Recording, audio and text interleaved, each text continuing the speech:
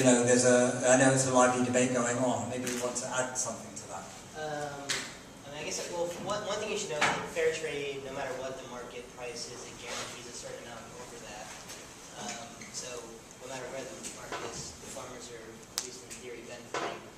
You know, just so you understand, you know, we started off on the idea that all the coffee we're going to sell was fair trade, and as time has gone on, and since I met Mark and Nick, you know, the world has changed and fair trade has changed, and now there are other options out there, and we're constantly exploring them and trying to understand whether fair trade is working, because we don't know, and it depends country to country how well it's working. That said, you know, there was questions raised about, you know, is direct trade better than fair trade, and I think probably in some cases it is, and probably in other cases it's not. The one thing you pay for in fair trade, the one thing you get from fair trade is you get that independent certification that you don't get with direct trade. It's sort of like, you know, the self-congratulatory, yes, we paid more, and I think by and large people are being honest and they are paying the direct trade price, but it's not certified the way fair trade is.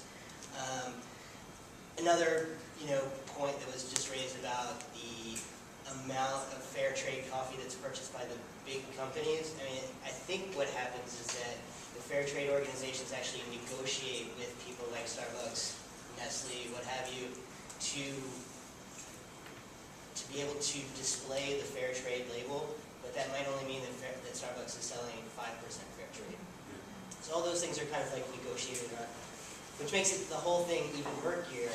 And I think the question that Matt was asking earlier, one of the things we're trying to say is that ultimately, you know, the coffee market becomes more sustainable if you as a consumer understand what the farmer is producing and you want to go out and pay the premium for that product.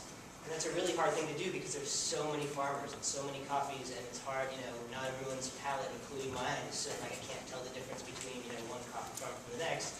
You know, but to really educate people and have them understand that, you know, this is a coffee that's worth paying more for, and this is the farmer who grew it. And so, I don't know, it's just sort of ongoing dialogue. And I think you also point to another problem and also criticism that's leveled at the Fair Trade Foundation, which is you can have a company, a relatively small coffee company, which is 100% fair trade and maybe going even more.